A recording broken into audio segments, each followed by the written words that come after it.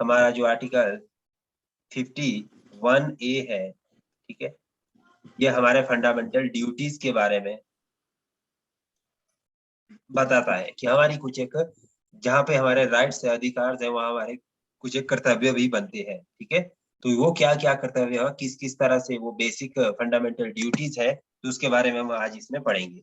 The government is planning to assign its different ministries with the task of spreading awareness and about fundamental duties among the people. सबसे पहली बात ये है कि वैसे तो हमारे कॉन्स्टिट्यूशन के प्रोविजन 51A में ये शामिल है, ठीक है, और साथ ही साथ अब गवर्नमेंट क्या है, इसके लिए अलग से एक मिनिस्ट्री, ठीक है, फंडामेंटल ड्यूटीज के लिए एक अलग से मिनिस्ट्री, डिपार्टमेंट, अलग से डिपार्टमेंट एस्टेब्लिश करने की सोच रही है कि अलग से बनाया जाए, ताकि लोगों को ज्यादा से ज्यादा अवेयर किया जा सके कि वो किस तरह से अपनी ड्यूटीज परफॉर्म कर सकते हैं, ठीक है। बेहतर तरीके से जब पर्सन अपनी ड्यूटीज समझेगा, जब अपने कर्तव्य समझेगा, तब जाके उसके अधिकारों की अवहेलना ऑटोमेटिकली होनी कम हो जाएगी।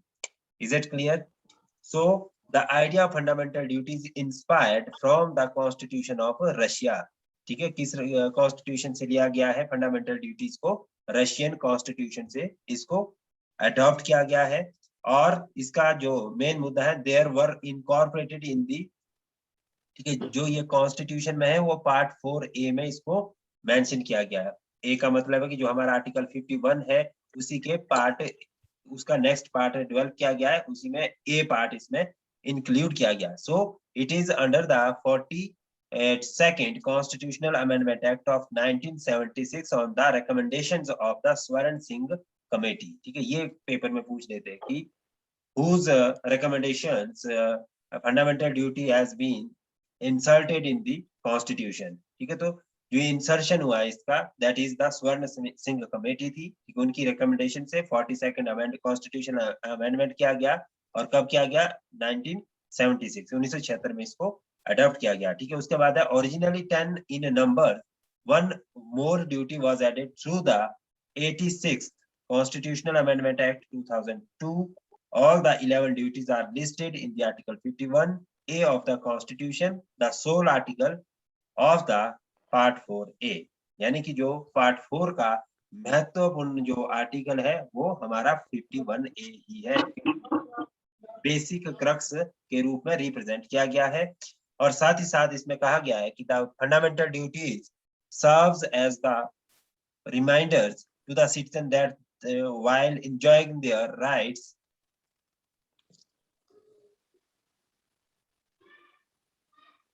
while enjoying their rights, they also have to be quite conscious of duties they owe to their country, their society and their fellow citizen।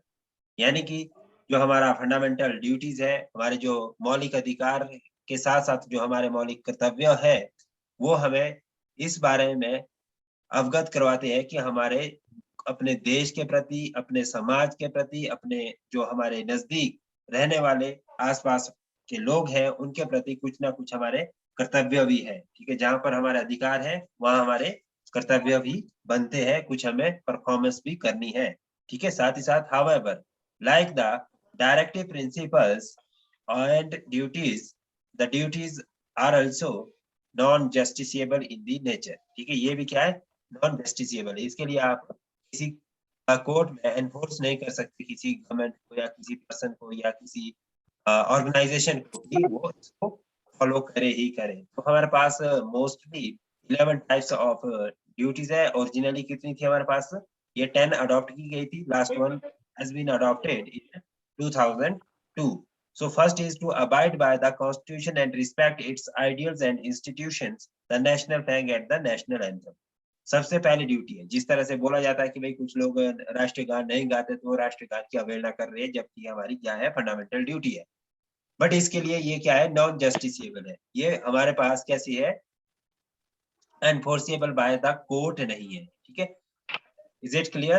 तो पहला जो राइट है हमारा, ड्यूटी है हमारी, दैट इज कि हम अपने देश के प्रति, अपने जो देश के नेशनल एंथम है या नेशनल फ्लैग है या नेशनल इंपॉर्टेंस की कोई चीज है, तो उसके प्रति हम समर्पण रखें, उसके प्रति हम अपनी जिम्मेदारी समझें, ठीक है, उसका आदर सम्मान करने की कोशिश करें। To cherish and follow the noble ideals that is that inspired the national struggles for the freedom।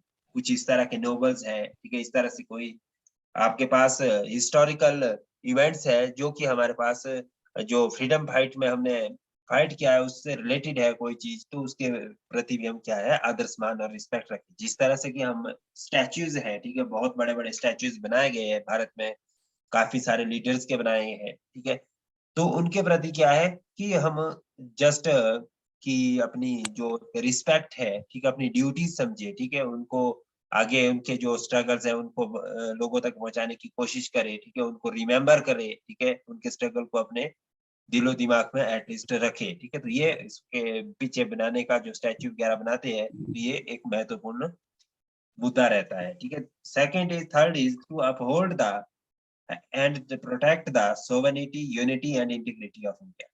यानी कि जो हमारी भारत की संप्रभुसत्ता है, उसकी एकता है और अखंडता है, उसको भी हमें बनाए रखना है और उसका प्रोटेक्शन करते रहना है, ठीक है, ताकि वो कहीं से भी किसी भी तरह से खंडित ना हो पाए। Is it clear? Yes, sir. Next हमारे पास है to defend the country and render national services when called upon to do so. यानी कि अगर देश के प्रति हमारे किसी भी तरह से सेवा देने की जरूरत पड़े, किसी भी तरह की सर्विसेज करने की जरूरत पड़े, तो हम एटलीस्ट उस समय रेडी रहे। तो ये भी हमारी क्या है, ड्यूटीज है, ठीक है। उसके बाद नेक्स्ट हमारे पास to promote the harmony and the spirits of common brotherhood amongst all the peoples of India and transcending religious, linguistic, and regional and sectional diversities, and to renounce practice derogatories to the dignity of women। ठीक है, तो इसके बारे में कहा गया है कि जो हमारी नेक्स्ट ड्यूटी है, फिफ्थ ड्यूटी, की हमें ज्यादा से ज्यादा प्रमोट करना है हार्मोनीज को, ठीक है, यानी कि एक दूसरे के प्रति सहयोग, सद्भावना को बढ़ाए रखना है, भाईचारे को बढ़ाए रखना है, ठीक है, और साथ ही साथ किसी भी तरह से जो हमारी विमेन्स है, ठीक है, उनके डिग्निटी को, उनके ऑनर्स को किसी तरह की ठेस नहीं पहुंचानी है, उनको और आगे बढ़ने के लिए प्रेरित करते रहना है, ठीक है। किसी के साथ धार्मिक, भाषा या किसी क्षेत्र के आधार पर किसी तरह का कोई डिस्क्रिमिनेशन ना हो, ठीक है, ये हमारी किस्मत का है, फंडामेंटल ड्यूटी का पार्ट है। उसके बाद नेक्स्ट है कि to value and preserve the rich heritage of the country's composite culture. यानी कि इस तरह की कोई अगर चीज है जो बिल्कुल यूनिक है या कंपैरेटिवली इनडिफरेंट है, तो उसको भी हमें क्या प्रोटेक्ट करना है। जैसे कि ताजमहल है, ठीक है, वो हिस्टोरिकली पॉइंट ऑफ व्यू से भी काफी ज्यादा इंपॉर्टेंट है, उसके पीछे की जो हिस्ट्री है वो काफी ज्यादा इंटरेस्टिंग है, या कोई किसी व्यक्ति या किसी विशेष समुदाय का कल्चर है, अलग तरह का कल्चर है, तो उसको भी बनाए रखना है, ठीक है, उसको भी प्रोटेक्शन देना है, किसके थ्रू, ये ड्यूटी। तो सर उनमें भी है ना सर, राइट्स में भी है ये तो। हाँ, राइट्स में भी है 40 और साथ ही साथ हमारी क्या है, ड्यूटीज भी है। राइट्स में ये है कि आप, हो सकता है कि हिस्टोरिकल। अपने राइट्स को फुलफिल करने के लिए दूसरे की कल्चर में कहीं दखल अंदाजी कर दे, ठीक है, तो उसके प्रति हमारी क्या है कि ये ड्यूटीज में इन्वॉल्व किया गया है कि जहां पर ये आपका राइट है, वहीं आपका दूसरी तरफ ड्यूटीज भी बनती है। ड्यूटीज हम हमेशा दूसरों के लिए फॉलो करते हैं। अगर मैंने कोई काम करना है तो उसका इंटरेस्ट किस में होगा जुड़ा हो, कि आपको मेरी वजह से कोई नुकसान ना हो, ठीक है। मेरे पढ़ाने से मेरी ड्यूटी क्या है कि मैं आपको बेहतर पढ़ाऊं, आपका पेपर क्वालिफाई हो, ठीक है। ये ड्यूटी नहीं है ओनली एंड ओनली की मैं जस्ट टीच करूं, ठीक है। टीचिंग का मतलब मेरा ये होना चाहिए कि जो चीजें मैं यहाँ पे आपको पढ़ा रहा हूँ वो कहीं ना कहीं आपके काम आनी चाहिए। उसी तरह से अगर मैं कहीं पे कूड़ा करकट नहीं फैला रहा, तो इसका मतलब है कि जो वहां से लोग चलेंगे उनके लिए साफ सुथरा रास्ता मिलेगा, ठीक है। आदमी क्या करता है आमतौर पर कि अपने घर से कूड़ा निकाला और दूसरे के दरवाजे के सामने फेंक दिया, तो वो हमारी ड्यूटीज है कि जो कूड़ा है वो हम अपने घर से साफ सफाई करके दूसरे के घर में ना डाले, ठीक है, वो कहीं और जगह उसको डिकम्पोज करे, ठीक है। तो इस तरह से हमारी अलग अलग तरह की ड्यूटीज है, ठीक है, जो हमारे राष्ट्र के प्रति है, ठीक है। ये तो मैंने अभी आपको एक नेबरहुड की ड्यूटीज बताई थी, जो कूड़े वाला एग्जांपल दिया, बट नेशनल के लिए भी सिमिलर काइंड है, ठीक है, कि आप किसी भी तरह से किसी की डिग्निटी, किसी की ह्यूमैनिटीज, किसी के नेचर, किसी के आप ये लेके चले कि ब्रदरहुड या सोसाइटी में किसी तरह का क्योस पैदा ना करे, ठीक है। तो उसके बारे में हमारी ये क्या है, मॉरल ड्यूटीज है, ठीक है। साथ ही साथ इसके बाद है to protect and improve the natural environment, including forests, lakes, rivers, and wildlife, and to have compassion for living creatures. अब इसमें कहा गया है कि जो हमारा एनवायरनमेंट है, नेचुरल एनवायरनमेंट है, उसको भी प्रोटेक्ट करना है। यानी जैसे कि आपने देखा होगा कि पंचायत के थ्रू या गवर्नमेंट डायरेक्ट भी काफी ज्यादा प्रोजेक्ट ले रही है कि जो हमारी गांव के आसपास छोटी छोटी बावड़ियां थी या कोई छोटी छोटी लेक्स झीलें थी या ठीक है, जो काफी समय से इसमें नॉट इन यूज थी, ठीक है, तो उसको दोबारा से रीयूज के लिए बनाया गया है, ठीक है, उसके लिए फंड जारी किया गया सरकार के द्वारा। कुछ एक ऐसी रिवर्स थी जो काफी ज्यादा पॉल्यूटेड हो गई थी, उसको साफ सुथरा बनाने के लिए फंड आ रहा है, ठीक है, तो वो सारा का सारा किसकी देन है, ठीक है, वो हमारा फंडामेंटल ड्यूटीज की देन है कि हमारा नेचर के प्रति भी कुछ ना कुछ कर्तव्य बनते हैं, ठीक है, या लिविंग क्रिएचर जो कि जिंदा क्रिएचर्स है, ठीक है, जितनी भी हमारी प्रजातियां हैं उनको भी बचाए रखना है, ठीक है। साथ ही साथ to develop scientific temper, scientific वैज्ञानिक टेम्पर बनाना है, humanism and to spirit the spirits of inquiry and reforms, ठीक है, साइंटिफिक टेम्पर भी रखना है, ठीक है, ऐसा नहीं कि आप जो ओल्ड एज ट्रेडिशन चल रहा है हमारी सोसाइटी में उसको ही मेंटेन करके चलो, ठीक है, आपने साथ ही साथ थोड़ा सा अपने आप को साइंटिफिक टेम्पर में भी डेवलप करने की कोशिश करनी है, ठीक है, जो ओल्ड एज ऑर्थोडॉक्सी हमारी सोसाइटी में उसको भी इम्प्रूव करने की कोशिश करनी है, ठीक है। साथ ही साथ to safeguard the public property and to abjure violence, ठीक है, यानी कि जो हमारी पब्लिक प्रॉपर्टी है, सरकारी जो संपदा है, उसको भी बचाए रखना है और किसी भी तरह की हिंसा को रोकने से में मदद करनी है कि सोसाइटी में कोई हिंसात्मक कार्य ना होने पाए। नेक्स्ट हमारे पास है to strive towards excellence in all spheres of individuals and collective activity so that the nation constantly, ठीक है, rise to higher levels of endeavors and achievements and etc, ठीक है, यानी कि किसी भी तरह की, ठीक है, हमें जो हमारे पास एक तरह का जो व्यक्तिगत रूप से या सामूहिक रूप से हम अपने देश के प्रति किसी भी तरह से कंट्रीब्यूट कर सके, हमें करने की कोशिश करनी है, ठीक है, अपने बेस्ट देने की कोशिश करनी है ताकि जो हमारी ग्रोथ है, नेशन की ग्रोथ है, राष्ट्र की ग्रोथ है, वो कंटिन्यूअसली ग्रो होती रहे, ठीक है।